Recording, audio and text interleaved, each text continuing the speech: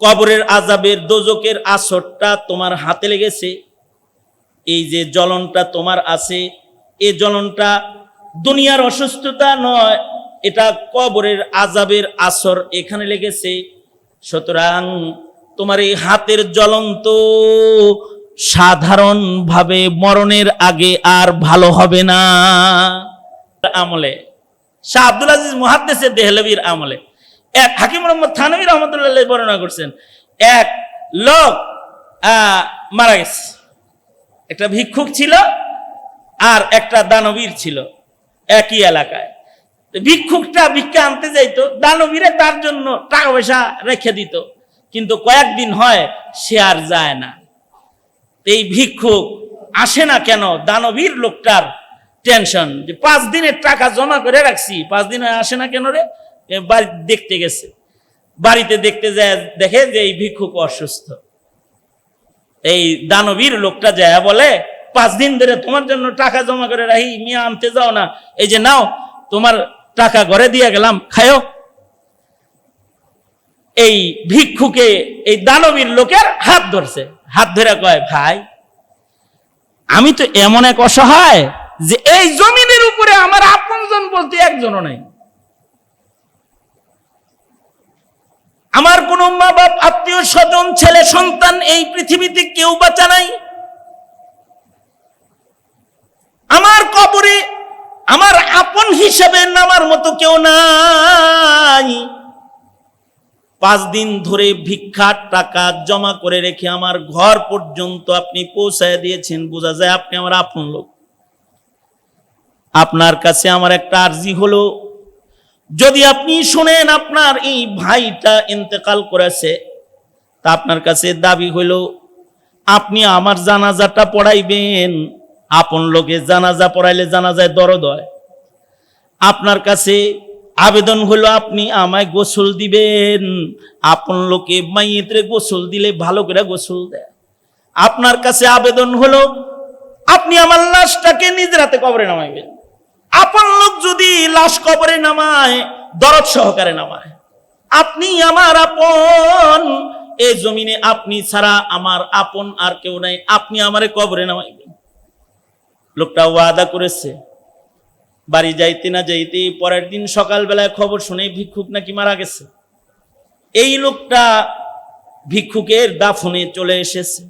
থানভী রহমাতুল্লাহ আলাইহি বলেন, লাশটা নিয়ে যখন কবরে নামছে, তো এই দানবীর লোকটার পকেটের ভিতরে একটা জরুরি সরকারি কাগজ ছিল, এটা কবরের ভিতরে পড়ে গেছে তার অজান্তে।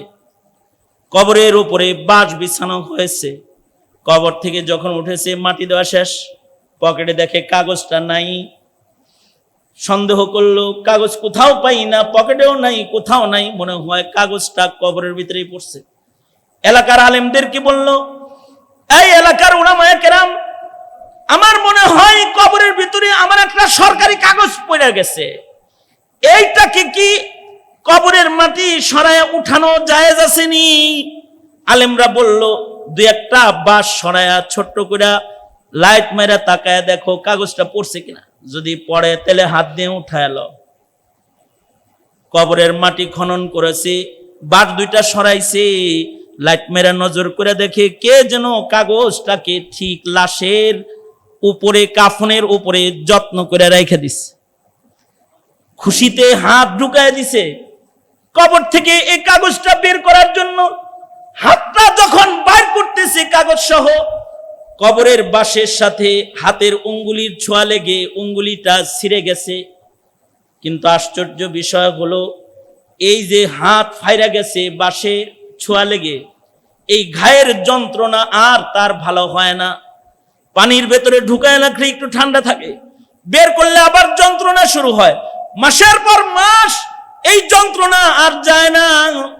সবাই মিলা তাকে বলল, জমানার একজন বুজুর্গ, আহলে দিল, দিল পরিষ্কার আল্লাহওয়ালা বুজুর্গ হলেন মুহাদ্দিসে দেহলভী আব্দুল আজিজ রহমাতুল্লাহ আলাইহি।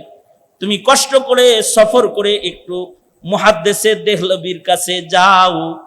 আমাদের মন বলে, মুহাদ্দিসে দেহলভী আল্লাহওয়ালা বুজুর্গ, তিনি যদি দোয়া করেন তাহলে কোরআনের বরকতে হয়তো আল্লাহ তোমার অসুখ ভালো করে দিবে। এই লোক এবার দৈহিক চিকিৎসা কোরআন দিয়ে নেওয়ার জন্য মুহাদ্দিসে দেহলভির কাছে চলে গেছে। ডাক্তারের চিকিৎসা অনেক নিচে হয় না, এ কারণে দেখবেন মেডিকেল ফেরত রোগীদের জন্য দোয়া করানোর জন্য মাদ্রাসায় আসে, কয় কি খতমি কোরআন করে দোয়া করে দিয়েন, অথবা বিশেষ আয়াত লা ইলাহা ইল্লা আনতা সুবহানাকা ইন্নী কুনতু মিনাজ জালিমিন, আয়াতে কারীমা, সম্মানিত এই আয়াতের খতম করে একটু আমার রোগীর জন্য একটু দোয়া করে দিয়েন। হয় এরকম যে মেডিকেল ফেরত, কিন্তু খাতমে কোরআন, খাতমে বুখারী, খাতমে আয়াতের বরকতে বহু মানুষকে আল্লাহ তাআলা শিফায়ে কামেলা দান করে। আল্লাহু আকবার কাবীরা হয়ে যায়, কারণ ফিহি শিফা, এর ভেতরেও আল্লাহ তাআলা জাতির জন্য রোগ মুক্তির আয়োজনও রেখেছেন। তে মুহাদ্দিসে দেহলভির কাছে গেছে যে হাতের জ্বালা পোড়া ভালো হয় না। মুহাদ্দিসে দেহলভির কাছে লম্বা সফর করে লোকটা গেছে, পায়দল হাইটা যায়, বলে মুহাদ্দিস দেহলভি এই যে এই জায়গার ঘাটা এটা ভালো হইতেছে না, একটু কোরআন পড়ে ফু দিয়ে দেন, আপনি একটু দোয়া করে দেন। আমার মন বলে আপনি দোয়া করলে ভালো হবে। মুহাদ্দিসে দেহলভি বলে তোমার এই ঘাটটা কেমনে হইছে? কয়টা কবরের বাঁশের আঁচল লেগেছে। আমি একটা মাইয়িতরে কবরে নামাইছিলাম, আমার একটা জরুরি কাগজ কবরে পড়ে গেছিল, উঠাইতে যাইয়া আমার হাতের ভেতরে আঁচল লেগেছে। মুহাদ্দিসে দেহলভি বলে তোমরা কবর খনন করার পূর্বে হয়তো ওই মাইয়িতের কবরের মধ্যে জাহান্নামের আযাবের অংশ হইতেছিল। এই কবরের ভেতরে যে আযাবটা হইতেছিল, এই আযাবের একটা আসর বাঁশে লেগেছে, আর বাঁশের সাথে তোমার হাত লেগে কবরের আযাবের দোজকের আসরটা তোমার হাতে লেগেছে। এই যে জ্বলনটা তোমার আছে, এই জ্বলনটা দুনিয়ার অসুস্থতা নয়, এটা কবরের আযাবের আসর এখানে লেগেছে। সুতরাং তোমার এই হাতের জ্বলন তো সাধারণভাবে মরণের আগে আর ভালো হবে না। এই কথাটা যখন মুহাদ্দিসে দেহলভি খালি বলছে, এই লোক তো চিৎকার করে কান্না শুরু করছে, হাউমাউ করে কাঁদতেছে, অনেক কান্না করতেছে। কেন কান্না করে? হায় রে, এতটুকুন বাঁশের আসরের জ্বলন যদি এইরকম হয় যা আমি এখন অনুভব করতেছি, তাইলে কাউকে যদি এক সেকেন্ড কবরে দোজখের আগুনের ভিতরে একটু ঘুরানো হয়, এইটার জ্বলনটা তাইলে কেমন হবে? অথবা যদি আমার অপবিত্র অন্তর ও অপবিত্র আমল নামার কারণে আমাকে যদি দোজখের আগুনে নিক্ষেপ করা হয়, তাহলে এইটার যন্ত্রণাটা কিরকম হবে? এই ভয়ে, দোজখের ভয়ে এই লোকটা চিৎকার করে কান্না শুরু করছে। এমন ভাবে কাঁদতেছে যে হযরত থানভী বলেন, কাঁদতে কাঁদতে যখন তার চোখ দিয়ে দরদর করে পানি ঝরতেছে, মুহাদ্দিসে দেহলভির পাশে বসে বসে হাউমাউ করে যখন কাঁদতেছে, তো আব্দুল আজিজ মুহাদ্দিসে দেহলভি ওই লোকের চোখ থেকে গড়ায় পড়া পানিগুলোকে হাত দিয়া মুইসা তার জ্বলনের ভেতরে লাগায় দিছে। একদিক দিয়ে চোখের পানি লাগাইছে, সাথে সাথে হাতের জ্বলন ভালো হইয়া যায়। মুহাদ্দিসে দেহলভি বলে, এই আমার ছাত্ররা, তোমরা দেখলে হাতে জ্বলন নিয়ে এ লোকটা এখানে এসেছে, কিন্তু মুহূর্তের মধ্যে তার হাতের জ্বলন ভালো হয়েছে। তার হাতের জ্বলন এটা ভালো হওয়া, এইটা তোমরা কিন্তু আমি মুহাদ্দিসে দেহলভির কারামত মনে কইরো না, এটা আমার কারামত নয়, এটা খোদা ভীতু হৃদয়ওয়ালা কালবওয়ালা মুত্তাকি বান্দার চোখের পানির কারামত। সে যে দোজখের ভয়ে দিলের ভেতরে তাকওয়া লয়া, পাক দিল লয়ে যে কাঁদছে, এ পাক দিল, তাকওয়া ভরা দিলের চোখের পানি যখন গড়ায়া পড়ছে, এই চোখের পানির পাওয়ার তো এত বেশি, এ চোখের পানি দোজখের আগুনকে নিভায়া ফেলার ক্ষমতা রাখে। কারণ হাদিসে আছে, মুত্তাকি বান্দার চোখের পানি যদি দোজকের আগুনের মধ্যে ছিটায় দেওয়া হয় তো দোজক নিভে যাবে, দোজকের দিকে ফিকে মারলে দোজক পেছনে চলে যাবে। চোখের পানির বড় পাওয়ার, এই পাওয়ারওয়ালা চোখের পানি কিন্তু ভালো দেহের মানুষের হৃদয়, ভালো দেহের মানুষের চোখ দিয়া বের হয় না। এই পাওয়ারওয়ালা চোখের পানি কিন্তু সুন্দর চামড়ার মানুষের চোখ দিয়া বের হয় না। এই পাওয়ারওয়ালা চোখের পানিটা তাদের চোখ দিয়া বের হয় যাদের কলবে সালিম, যাদের হৃদয়টা রোগমুক্ত হৃদয়, যাদের হৃদয়ের ভেতরে কোনো অসুখ নাই। তারা শয়তানের ওয়াসওয়াসা থেকে নিজের দিলকে বাঁচাইছে। যে শয়তান ধোঁকা দিয়ে ভাগ্যা যায়, বারবার বারবার যে শয়তানটা ভেগে যায় ধোঁকা দিয়ে দিয়ে, শয়তান এ শয়তানের ওয়াসওয়াসা থেকে দিলকে তারা বাঁচাইছে। আর তারা মানুষ শয়তানের ধোঁকা থেকেও নিজের কলবকে বাঁচায়া, যারা নিজের হৃদয়টাকে স্বচ্ছ রেখেছে, তাকওয়া ভরা দিল বানাইছে, এমন মুত্তাকি বান্দার চোখের পানি হাতের জ্বলন নয়, এমন মুত্তাকি বান্দার চোখের পানি দোজকের আগুনও নিভায়া ফেলায়। কলবে সালিম হইতে হবে, সুন্দর দিলওয়ালা মানুষ হইতে হবে। আর এই সুন্দর দিল বানাইতে শুধু নিজের চেষ্টা না, শয়তানও জিন শয়তানও মানুষ শয়তানের সকল অপচেষ্টা থেকে কলবে সালিম করার মেহনতে যে সূরার আশ্রয়ে, আল্লাহর আশ্রয় কামনা করতে হয়, সেই সূরাটাই হলো সূরা নাস। এই সূরা নাসের মাধ্যমে মানুষ শয়তান ও জিন শয়তানের আক্রমণ থেকে, রূহানি বিমারি থেকে বাঁচার জন্য মানুষ আল্লাহর আশ্রয় কামনা করবে। এই কারণেই এই কোরআনে কারীমের শেষ ভাগের এই সূরাগুলো, সূরা ইখলাস, সূরা ফালাক, সূরা নাস, এগুলো অধিক পঠিত সূরা, যা প্রতি নামাজের পরেই আমল করা হয়। প্রতি নামাজের পরে একবার সূরা ইখলাস, একবার সূরা ফালাক, একবার সূরা নাস, অনিষ্টতার থেকে বাঁচার জন্যে। ফজরের নামাজের পরে 3 বার সূরা ইখলাস, 3 বার সূরা ফালাক, 3 বার সূরা নাস। মাগরিবের নামাজের পরে 3 বার সূরা ইখলাস, 3 বার সূরা ফালাক, 3 বার সূরা নাস। যদি কেউ পড়ে তো তার দিনটা নিরাপদ হয়ে যাবে, যদি সন্ধ্যায় পড়ে তো রাতটা নিরাপদ হয়ে যাবে। আল্লাহু আকবার কাবীরা, রাত নিরাপদ হয়ে যাবে। কারণ এর ভেতরে রাতের অনিষ্টতার থেকে বাঁচার দোয়াও আছে, দুশমনের অনিষ্টতার থেকে বাঁচার দোয়াও আছে। ধোঁকা দিয়ে বারবার ভেঙে যাওয়া শয়তানের ধোঁকার থেকে বাঁচার আয়োজনও এই সূরার ভেতরে আছে। আল্লাহর রাসূল সাল্লাল্লাহু আলাইহি ওয়াসাল্লামের উপরে একসাথে এই মুআউযাতাইন এটা নাজিল হয়ে গেল।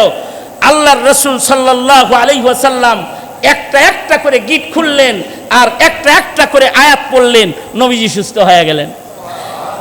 আপনারা বাচ্চারা যদি কান্নাকাটি করে তাহলে বুজুর্গরা কয় সূরা ফালাক নাস পড়ে ফু দিও। আপনারা যে আমাদের কাছে আপনাদের বাচ্চা কাচ্চা লয়ে যান যে কান দেখালি, ওই যে কুল আউযু বিরাব্বিন নাস, শৈশবের যন্ত্রণার থেকে বাঁচার আয়োজনের জন্য এই সিফতের আলোচনা আছে। আমরা করি কি, সূরা ফাতিহা, সূরা ফালাক, সূরা নাস পড়া তেলে পানিতে ফু দিয়ে দেই।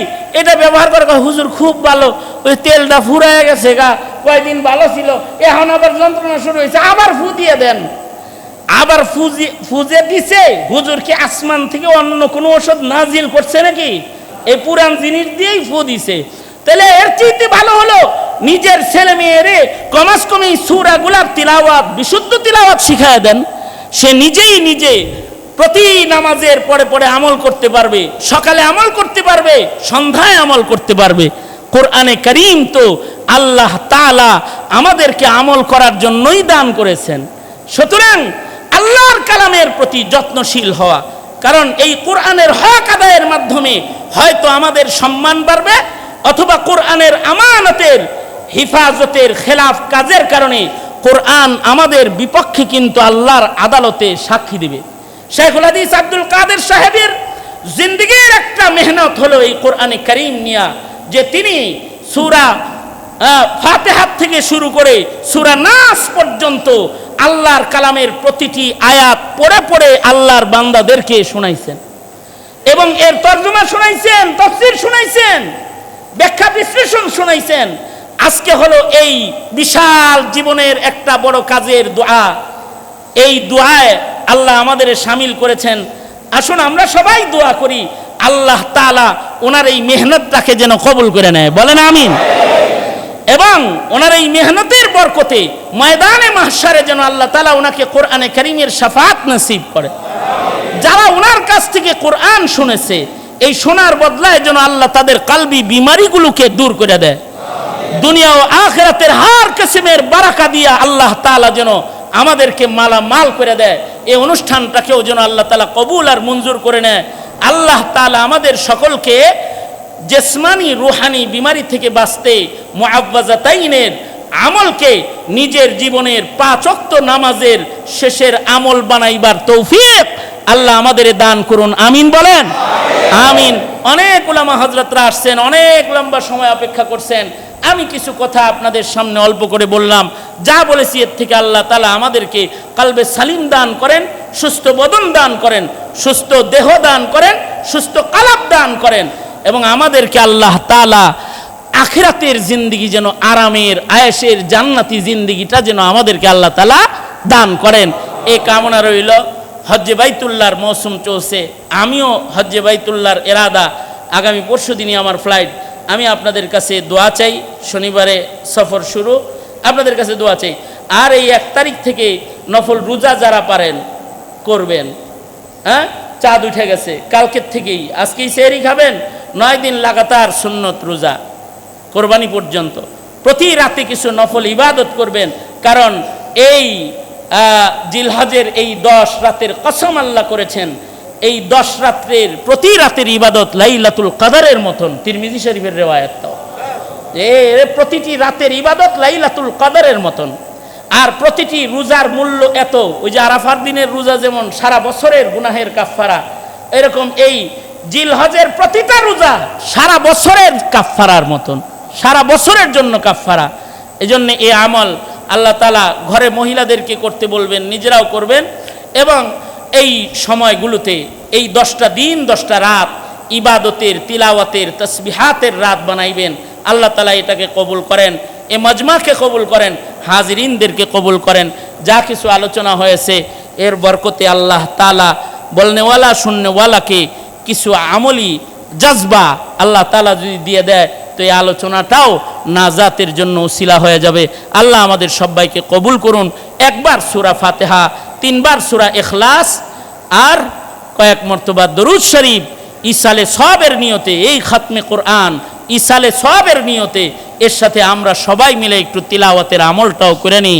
পড়ুন আমার সাথে, আউযু বিল্লাহি মিনাশ শাইতানির রাজিম, বিসমিল্লাহির রহমানির রহিম, আলহামদুলিল্লাহি রাব্বিল আলামিন, আর রহমানির রহিম, মালিকি ইয়াউমিদ্দিন, ইয়াকা না'বুদু ওয়া ইয়াকা নাস্তাঈন, ইহদিনাস সিরাতাল মুস্তাকিম, সিরাতাল লাযীনা আন'আমতা আলাইহিম গায়রিল মাগদুবি আলাইহিম ওয়ালাদ-দাল্লিন, আমিন। বিসমিল্লাহির রহমানির রহিম, কুল হুয়াল্লাহু আহাদ, আল্লাহুস সামাদ, লাম ইয়ালিদ ওয়া লাম ইউলাদ ওয়া লাম ইয়াকুল লাহু কুফুয়ান আহাদ। বিসমিল্লাহির রহমানির রহিম, কুল হুয়াল্লাহু আহাদ, আল্লাহুস সামাদ, লাম ইয়ালিদ ওয়া লাম ইউলাদ ওয়া লাম ইয়াকুল লাহু কুফুয়ান আহাদ। বিসমিল্লাহির রহমানির রহিম, কুল হুয়াল্লাহু আহাদ, আল্লাহুস সামাদ, লাম ইয়ালিদ ওয়া লাম ইউলাদ ওয়া লাম ইয়াকুল লাহু কুফুয়ান আহাদ। আল্লাহুম্মা সাল্লি আলা মুহাম্মাদিন ওয়া আলা আলি মুহাম্মাদ কামা সাল্লাইতা আলা ইব্রাহিম ওয়া আলা আলি ইব্রাহিম ইন্নাকা হামিদুম মাজিদ। আল্লাহুম্মা বারিক আলা মুহাম্মাদ